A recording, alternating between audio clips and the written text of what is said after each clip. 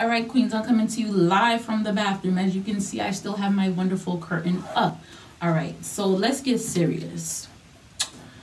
I just want to talk about something that is serious. Okay, don't laugh at me. Don't think that because of what it was not that serious. It is serious, okay, because it is very, very extremely extraordinary, painful. Okay, so I was scrolling on my Instagram. I was supposed to have it up, but I didn't. I was scrolling on my Instagram, and there's this girl I went to school with in junior high. Her name is Danny. She made a post that I just was like, that's what we're trying to do, okay? It's important for us to share our knowledge as mothers with other new mothers, okay? Don't keep it to yourself. Don't be selfish. Don't be stingy. Don't be stuck up. Share that information, okay? Let them know, you know, what's going on. So she said, when I see a female that is pregnant or close to giving birth, I automatically hit them up with motivational words. It's nothing better than knowing someone cares. I haven't had postpartum depression, but shit gets so real, nobody understands but mothers. And I was like, that's crazy, because I had just commented on this girl's post that I had went to high school with. Her friend is pregnant. Not even her is pregnant. Her friend is pregnant. I don't even know the friend from nowhere. But me, like, when I have certain people on my timeline, like, I keep up with them. Like, I see what they're doing, who their friends are, what's going on, what's happening, all that good stuff. So when I seen that her friend was pregnant, she was like, oh, she's getting ready, and I'm so excited. I was like, you know, I pray for her. I commented, I'm like, I pray for her well-being. I hope she doesn't have to have a C-section. You know, send her love and blessings, you know, because that's important. That's very important for you to have that positive energy for other people. Okay, especially if you know you didn't have such a great time in your pregnancy, or like when you were giving birth. You know, it's important to just want better for somebody else. You get what I'm saying? So I found it so ironic that you know, Danny had made that post, because it is important for you to just drop those seeds of love and motivation and inspiration to girls, because you don't really know what they're going through. You know, you never know if they're just like struggling through their pregnancy, and your words can potentially help them. So that's very important to me. I just wanted to share that with y'all. So today, my story is about when I had trapped gas. Okay, don't laugh. Don't laugh. It's serious. All right, so a few weeks after I gave birth, I was laying down, and you know, I'm gonna have to say, you know, I had to fart, and it wouldn't come out, you know, so it was just like, I felt it lingering inside of me, which is weird, you know, so I felt it. It wouldn't come out, and I thought nothing of it. I'm like, okay, I'm going about the day, about 1, 2 o'clock, like I am hunched over in pain. Like, I don't know what kind of demon fart was trying to escape, but I was in pain. Like, I was doubled over. I couldn't get up. I couldn't walk. If I would lay in any way, on my stomach, on my side, I could not. I was in so much pain. Like, I was crying. I was breaking down. I didn't know what to do. I'm like, what is going on? You know, I never heard of anything such as like trapped gas. Like, I didn't get that, because I know, like, after I gave birth, they were giving me a lot of like gas pills, and like they wanted to give me a suppository to, you know, like get my bowel system moving and everything. And I was like, oh, you know, I'll take it. I don't really get the point of it, but you know, I was taking what they were giving me. Whatever they gave me, I was going to take it. So when, you know, I feel this pain, and I'm like, I don't really know what's going on. I'm crying. I'm bawling my heart out, and I'm trying to, mind you, I'm taking care of my son. It's just me in the house. I'm crying. I was trying to change my son on the changing table, which is in my living room, and I couldn't move. I couldn't move. I was on the floor in tears. I couldn't stand up. I couldn't do nothing. So I took my son. I managed to, you know, get some type of strength to take him and the changing pad off the table and bring him onto the floor with me. And, you know, he's only a few weeks old, and he was like crying. He was bawling, you know, and it was so scary for me, just because my son is crying. You know, he probably needs to eat, and I can't do anything. I can't do anything. I can't do anything. I'm in so much pain I could barely move. So I call my mother. I'm crying. I'm like, somebody gotta come. I need help. Do I call an ambulance? Like, I couldn't move. Like, that pain was worse than, like, my childbirth, you know, because I have a C-section. I didn't even give birth. But it was painful. That was so painful. Oh, my goodness. So I had to crawl on the floor because now my mom has to leave work 2 hours early. So how's she gonna get in the house? Now I have to find a way to get to the door and let her in. So I crawled.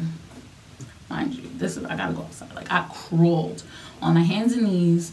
I had to unlock the first door, keep on crawling, and unlock the second door.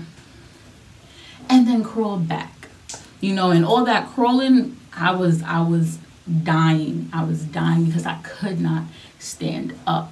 I could not move with full motion.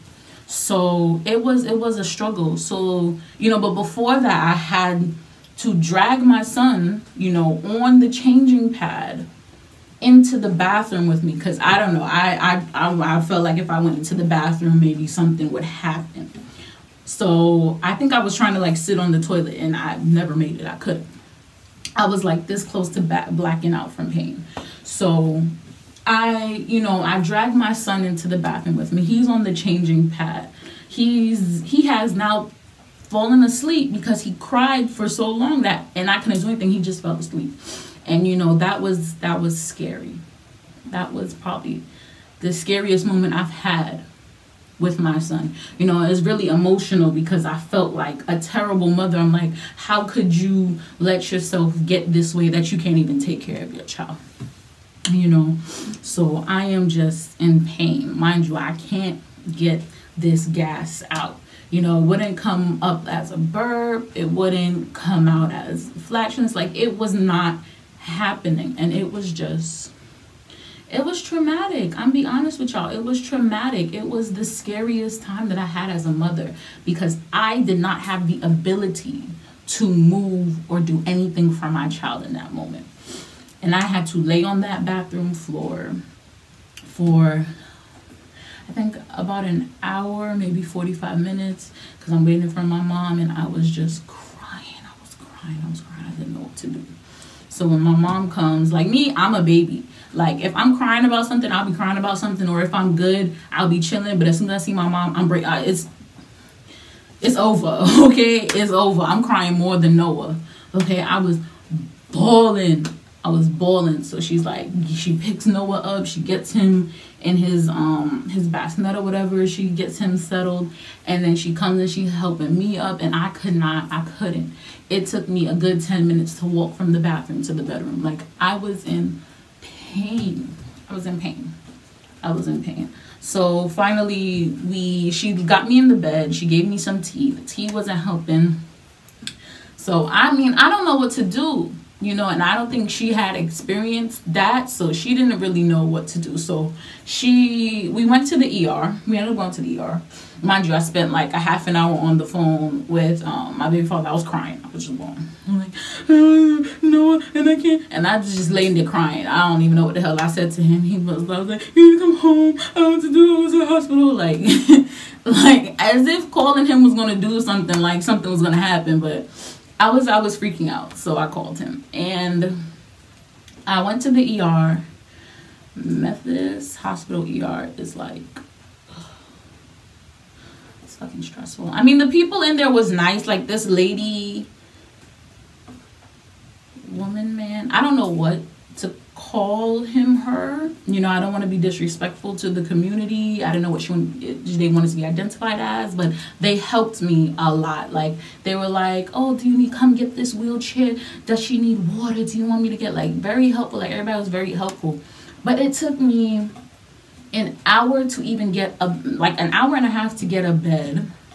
And then I was there for like 3-4 hours. I fell asleep and took a nap, and nobody came to see me. Nobody. So I'm sitting here like, bruh, I'm in so much pain and nobody's helping me. I don't know what to do.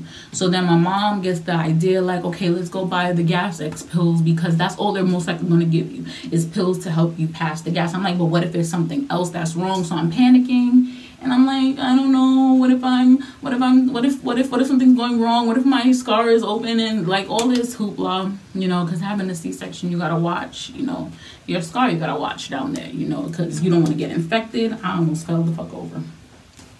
You don't want to get infected or anything, and you know, it was scary. And I had gotten to, so then my boyfriend came with his mom, and he came in and he's like, okay, so what you trying to do? What's going on? Da da da. So then finally I get like a little itsy bitsy bitty piece of gas out, and I'm already feeling like 10% relieved. I'm like, okay, I need something to help this. So then I get in his mom's car to go home, and my mom goes off in her car to like get me some gas pills or whatever, and that ride damn near killed me, okay, because we was going down bumps and humps and lumps, and I was losing my mind because the pain, oh my goodness, it was painful, right? So I say all of that, I tell you that story just to say, take them gas pills, okay? When they give it to you in the hospital, you take them and you appreciate them, because that trapped gas, I don't know if anybody else has been through that or if they experienced that, but I know that is so painful. I know for me at least that was painful. Trapped gas is no joke, okay? That trapped gas will knock a nigga out, okay, because it knocked me out. You know, I will never forget that day and that feeling, because I was really, really scared. You know, I was like, I didn't know what was going to happen to my son. Like, what if I couldn't get up and get him a bottle at all? I'd have been there till damn near 8 o'clock at night waiting for my boyfriend to come home. You know, so take it seriously. You know, that's me passing my knowledge on to all the pregnant women out there. Okay, gas is serious. Take the suppository, you know, take the pills, take as many of them as you can to make you go, okay? To make you poop, to make you pass gas, all of that, you know, take it, because that is serious. You know, that pain I don't want anybody to experience. Even I feel like I'm the only person that has ever experienced it, because like I've never seen anybody say anything about it, but you know, that's just me. That's just my little story time. So like, comment, subscribe, share, tell a friend to tell a friend. Remember to motivate all your pregnant friends. You know, be there for them, be supportive of them, and listen to them. Don't judge them, no matter what they say about motherhood or their childcare or their anything. Just be there for them. That's the best that you can do. All right, guys. Love y'all.